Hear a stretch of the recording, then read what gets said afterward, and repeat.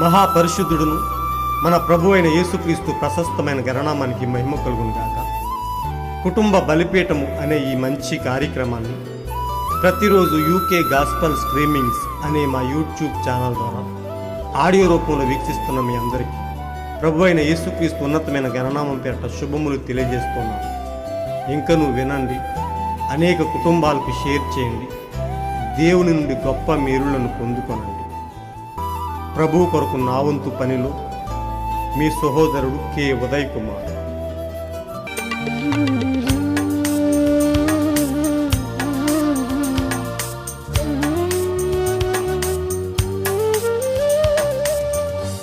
సిలువలో చిందిన రుధిరం విమోచన క్రయధనమే అది.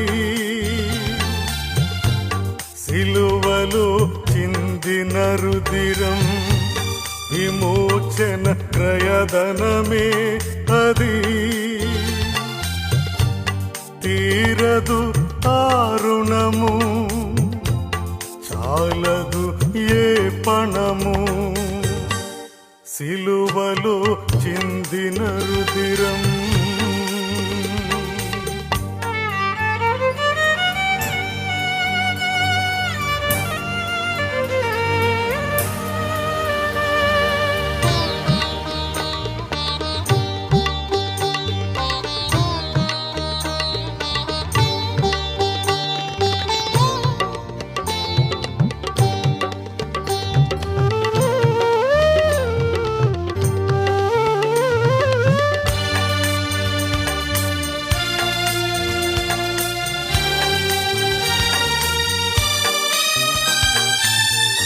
సర్వ పాప పరిహారార్థం రక్త ప్రోక్షణం అవశ్యం.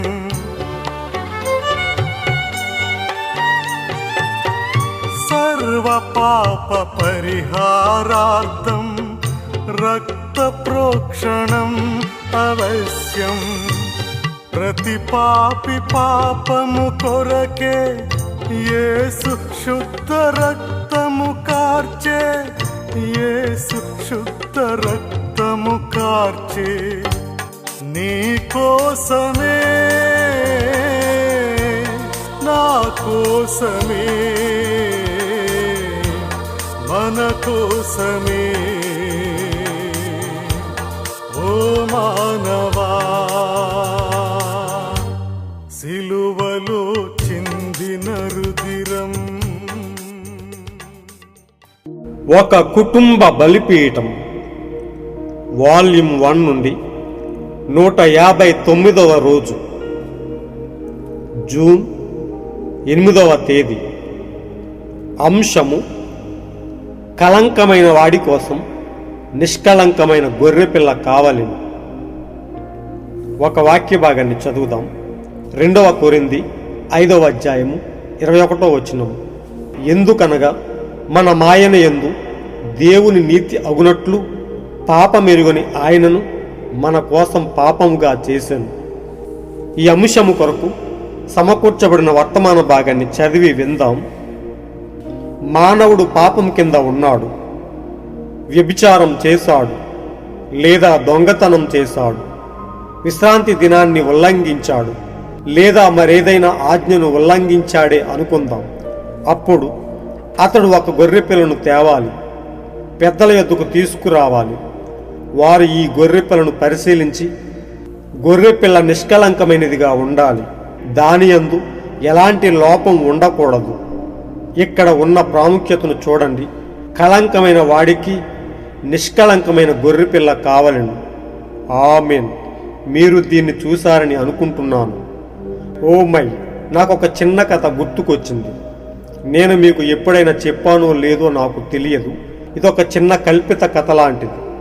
చట్టం ప్రకారం ముసలి తల్లి గుర్రానికి ఒక చిన్న పిల్ల ఉంటే అది ఒక కంచరగాడిద అయితే దాని చెవులు వంగిపోయి మోకాళ్ళు తట్టుకుంటూ ఓహో ఎంతో వంకర కళ్ళు మరియు భయంకరంగా కనిపించే కంచరగాడిద.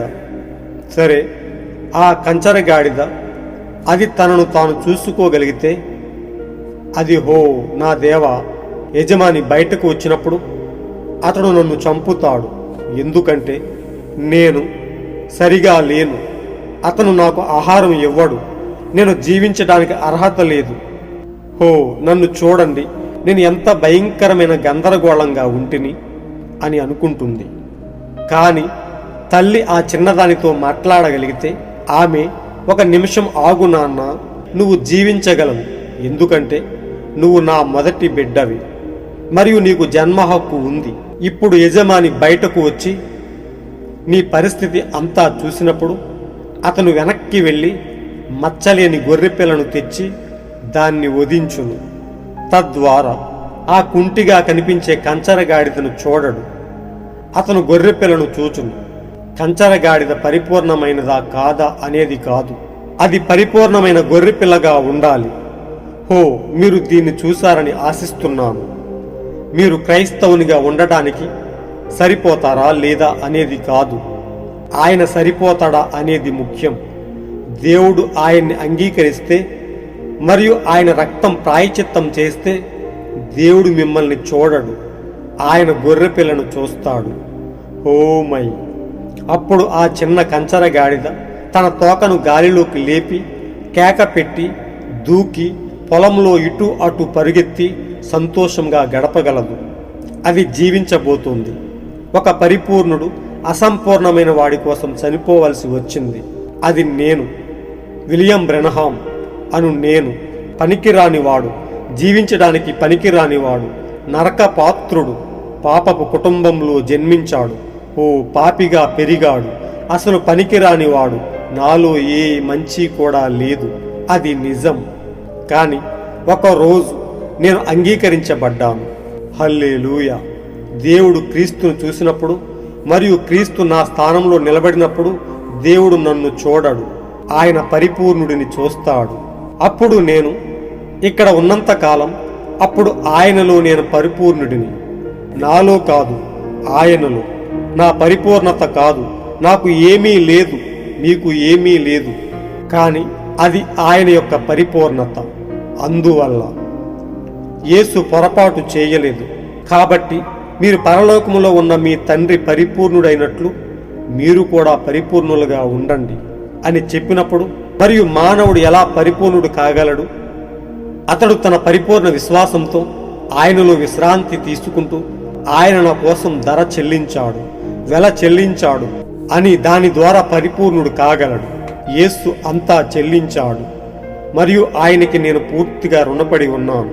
పాపం ఎరుపు రంగు మరకను వదిలివేసింది, ఆయన దానిని మంచు వలె తెల్లగా కడిగాడు. ధర్మశాస్త్రము లేదా కృప అనే గొప్ప వర్తమాన భాగం నుంచి సేకరింపబడిన అమూల్యమైన అంశం. మహా గొప్ప దేవుడు మన ప్రభు అయిన యేసుక్రీస్తు ప్రశస్తమైన గణనామానికి మహిమ కలుగును గాక. కళంకమైన మన కొరకు నిష్కళంకమైన ఆ గొర్రె పిల్లగా ఆయన సిలువలో మరణించి మన కొరకు రక్తము కార్చి జీవించటానికి హక్కు లేని మనలను జీవింపజేసిన గొప్ప దేవునికి మన కొరకు వెల చెల్లించి మన కొరకు ఆయన రక్తాన్ని చెందించి మనలను ఆయనలో పరిపూర్ణతతో నింపి మనం ఈ లోకంలో చలించడానికి, ఈ లోకంలో జీవించటానికి మనకి జీవాన్ని అనుగ్రహించిన గొప్ప దేవునికి మహిమ ఘనత ప్రభావములు కలుగునుగాక. ప్రియ సోదరి సోదరులారా, ప్రియ స్నేహితులారా, అల్పులమైన మన కొరకు, ఏ యోగ్యత లేని మన కొరకు, జీవించడానికి హక్కు లేని మన కొరకు ఆ నిష్కలంకమైన గొర్రె పిల్లగా వచ్చిన మన ప్రభు అయిన యేసుక్రీస్తు మన కొరకు వెల చెల్లించి ఆ శిలువ మ్రానుపై చనిపోయి మనలను ఆయన రక్తముతో కప్పి మనలను జీవింపజేశాడు. ప్రియ సోదరి సోదరులారా, ప్రియ స్నేహితులారా, ఈ రోజు కొరకు దేవుడు మనకిచ్చిన గొప్ప అంశాన్ని బట్టి, ఈ అమూల్యమైన అంశాన్ని బట్టి ఆయనకు మనం ఎంతో రుణస్థులమై ఉన్నాము. ఎందుకంటే మనం పాపులము, వ్యభిచారులము, అనేక దేవుని ఆజ్ఞలను ఉల్లంఘించిన వారము, మనం ఎప్పుడో చావలసిన వారము. అయితే మన ప్రభు అయిన యేసుక్రీస్తు మన పట్ల జాలిపడి మనం నశించిపోయే స్థితిలో ఉన్నప్పుడు, మనలను రక్షించేవాడే లేనప్పుడు, ప్రియ సోదరులారా, మనం మరణానికి సిద్ధముగా ఉన్నప్పుడు ఆయన మన కొరకు ఏ మచ్చ డాగు లేని ఆయన, ఏ పాపము లేని ఆయన మన కొరకు వధింపబడి మన పాపానికి ప్రాయశ్చిత్తం చేసిన గొప్ప దేవుడు. ప్రియ సోదరులారా, ప్రియ స్నేహితులారా, ఆయన చేసిన ఆ త్యాగానికి ఈరోజు ఏ యోగ్యత లేని మనము, పనికి మారిన స్థితిలో ఉన్న మనము జీవించగలుగుతూ ఉన్నాము. ఇక్కడ ప్రవక్త అంటున్నాడు, అది నేనే, విలియం బ్రెన్హాం, పనికిరాని వాడు, జీవించడానికి పనికిరాని వాడు, నరక పాత్రుడు, పాప కుటుంబంలో జన్మించినవాడు, పాపిగా పెరిగాడు, అసలు పనికిరానివాడు, నాలో ఏ మంచి కూడా లేదు. అది నిజం. కానీ ఒకరోజు నేను అంగీకరించబడ్డాను. క్రీస్తు యేసు నా కొరకు ఆ కల్వరిలో తలవాల్చి రక్తము కార్చి నా పాపానికి ప్రాయశ్చిత్తం చెల్లించి ఆయన నన్ను జీవింపజేశాడు. ఆయన నా కొరకు త్యాగం చేసి మరణించాల్సిన నా స్థానంలో ఆయన నిలబడి నా పాపాన్ని కడిగినవాడు. ప్రియ సోదరులారా, ప్రియ స్నేహితులారా, మనమందరం కూడా అదే స్థితిలో ఉన్నాము. ప్రతి మనిషి పాపిగా ఈ లోకంలోకి వచ్చాము. ప్రతి మనిషి పాపములో పుట్టి పాపిగా జీవిస్తూ ఈ లోకంలో మనము ఇప్పుడు ఎందుకు పనికిరాని వారముగా ఉన్నప్పుడు నిష్కలంకమైన ఆ గొర్రె పిల్ల మన కొరకు వధింపబడి రక్తము చెందింపబడి మన యొక్క పాపాన్ని తుడిచివేసింది. ప్రియ సోదరి సోదరులారా, ప్రియ దేవుని బిడ్డలారా, దేవుడి రోజు కొరకు మనకిచ్చిన అంశాన్ని బట్టి ఆయన కొరకు మనం ఎంతో రుణస్థులమై ఉన్నాము. దీనిలో దాగి ఉన్న కొద్ది భావాన్ని మనం తెలుసుకొని ముందుకు వెళ్దాం. మానవుడు పాపం కింద ఉన్నాడు, వ్యభిచారం చేశాడు, లేదా దొంగతనం చేశాడు, విశ్రాంతి దినాన్ని ఉల్లంఘించాడు, మరేదైనా ఆజ్ఞను ఉల్లంఘించిన వాడే అనుకుందాం. అప్పుడు అతడు ఒక గొర్రె పిల్ల తేవాలి, పెద్దల యొద్దకు తీసుకురావాలి. వారు ఈ గొర్రె పిల్లను పరిశీలించాలి. గొర్రె పిల్ల నిష్కలంకమైనదిగా ఉండాలి, దాని యందు ఎలాంటి లోపం ఉండకూడదు. ఇక్కడ ఉన్న ప్రాముఖ్యతను చూడండి. కలంకమైన వాడి కోసం నిష్కలంకమైన గొర్రె పిల్ల కావాలను. ప్రియ సోదరులారా, పూర్వము మానవుడు చేసిన పాపములకు, మానవుడు దేవుని ఆజ్ఞను అతిక్రమించిన ప్రతిసారి, దేవుని చట్టాన్ని మీరిన ప్రతిసారి, దేవునికి విరోధంగా పాపం చేసిన ప్రతిసారి మానవుడు ఒక నిష్కలంకమైన గొర్రెపిల్లను తెచ్చి ఆ మానవుడికి పడాల్సిన శిక్షకు బదులుగా ఆ నిష్కలంకమైన గొర్రెపిల్లను వధించినప్పుడు ఆ గొర్రెపిల్ల యొక్క రక్తము ఆ మనిషి చేసిన పాపాన్ని కప్పి ఉంచేది. ప్రియ సోదరులారా, అక్కడ ఆ యాజకుడు లేదా పెద్దలు ఆ గొర్రెపిల్లను పరిశీలించి ఆ గొర్రెపిల్లకు ఏ మచ్చ డాగు లేదని పరిశీలించి ఆ పాపి కొరకు ఆ గొర్రెపిల్లను వధించినట్టుగా మనం చూస్తున్నాం. ప్రియ సోదరులారా, ప్రియ స్నేహితులారా, పాపి అయిన ఒక మనిషి కొరకు ఏ పాపము తెలియని, ఏ మచ్చ లేని ఒక నిష్కలంకమైన గొర్రెపిల్ల బలి అయినట్టుగా మనం చూస్తూ ఉన్నాం. ఇక్కడ ప్రవక్త ఒక చిన్న కథను చెప్తూ ఉన్నాడు. ఓ మై, నాకు ఒక చిన్న కథ గుర్తుకు వచ్చింది. నేను మీకు ఎప్పుడైనా చెప్పానో లేదో నాకు తెలియదు.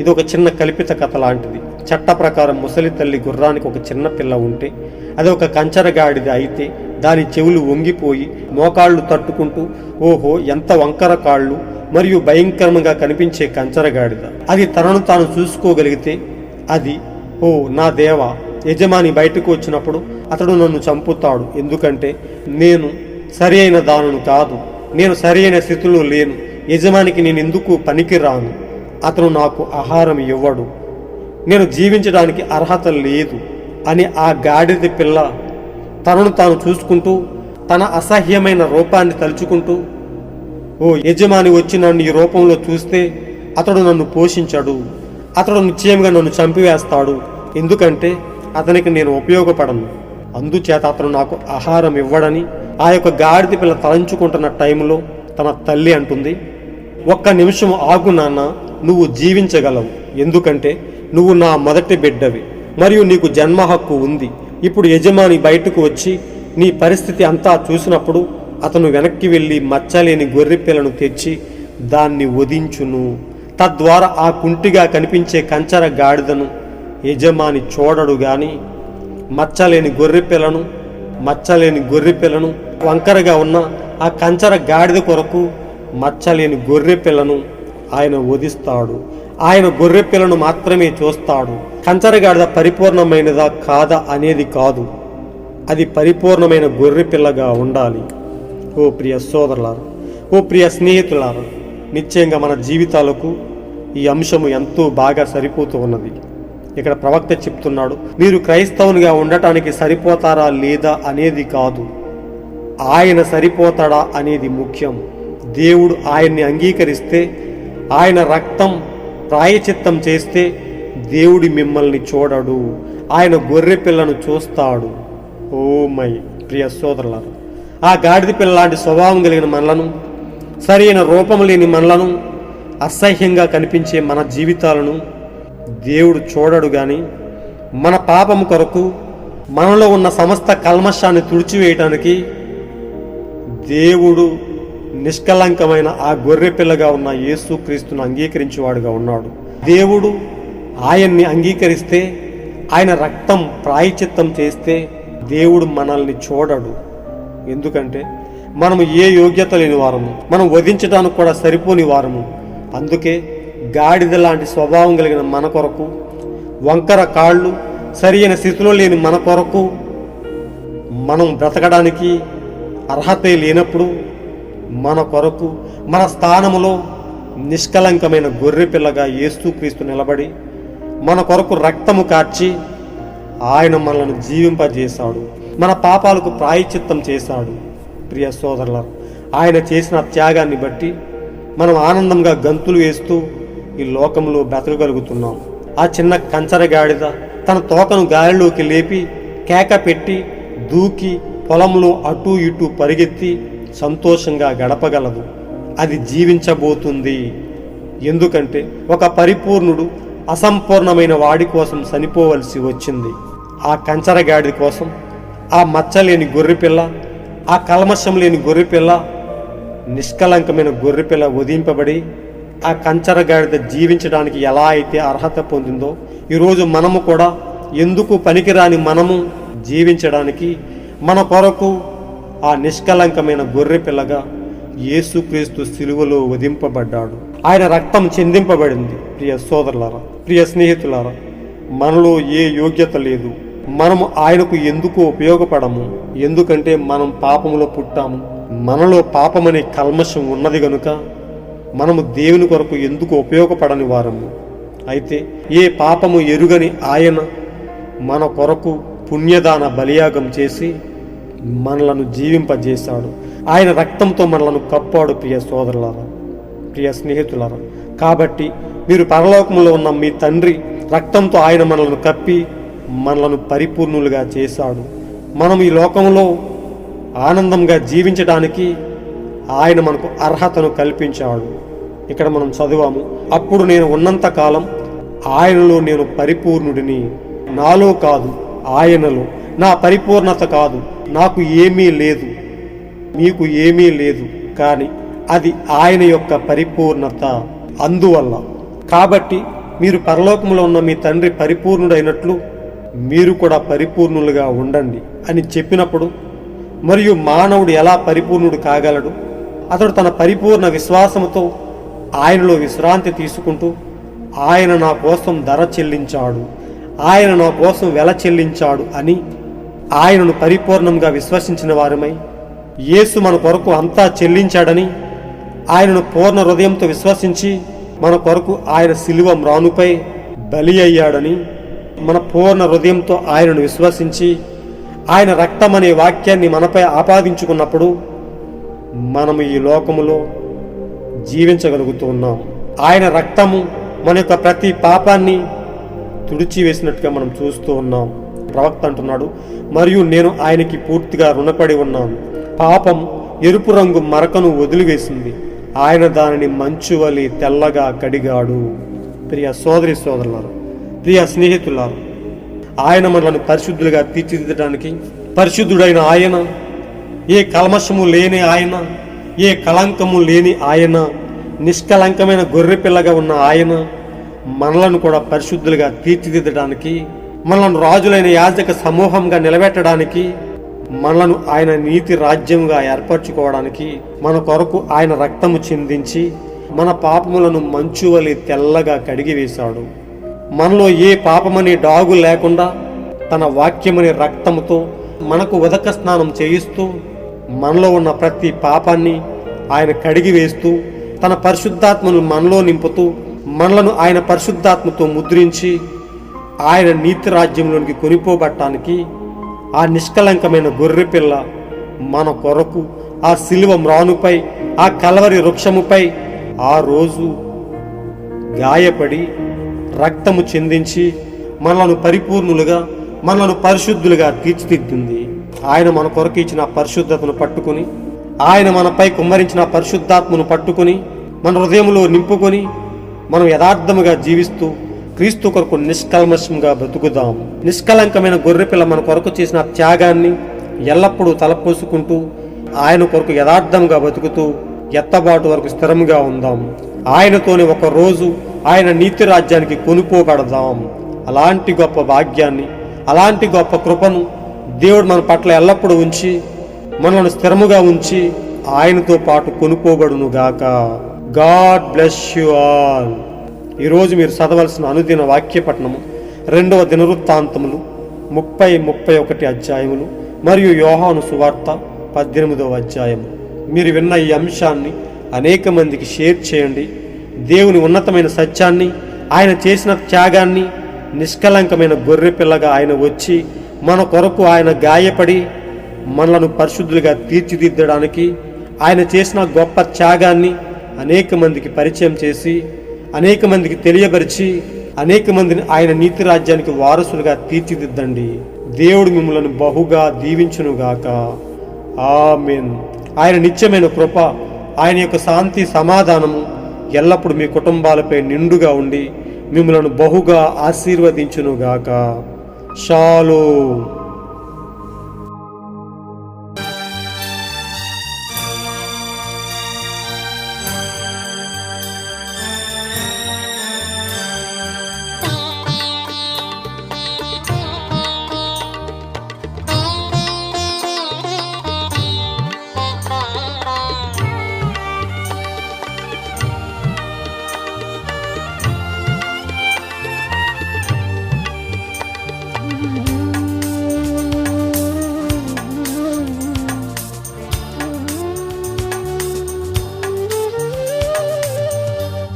तद्रक्तं परमात्मेन पुण्यदान बलियागम्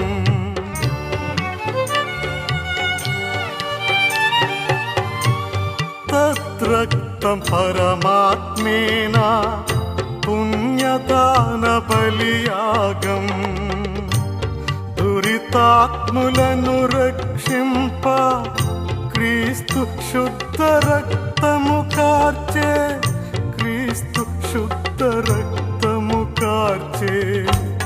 నీ కోసమే, నా కోసమే, మన కోసమే. ఓ మానవా,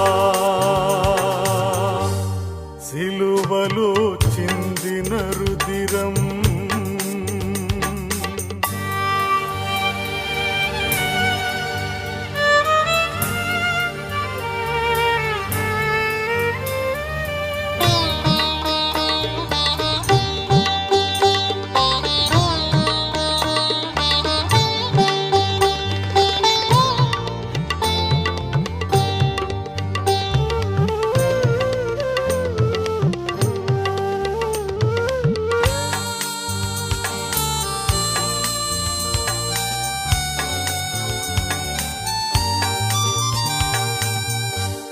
తన రక్తమిచ్చి దేవుడు సంఘాన్ని సంపాదించే.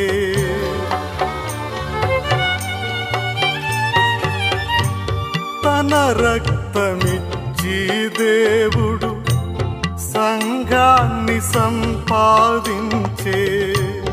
సంఘమును శుద్ధి చేయ యేసు మ్రానుపై వ్రేలాడే, యేసు మ్రానుపై వ్రేలాడే. నీ కోసమే, నా కోసమే, మన కోసమే. ఓ మానవా, సిలువలో చిందిన రుధిరం విమోచన క్రయధనమే అది. సిలువలో చిందిన రుదిరం విమోచన ప్రయధనమే అది. తీరదు ఆ రుణము, చాలదు ఏ పణము, చాలదు ఏ పణము, చాలదు ఏ పణము, చాలదు ఏ పణము.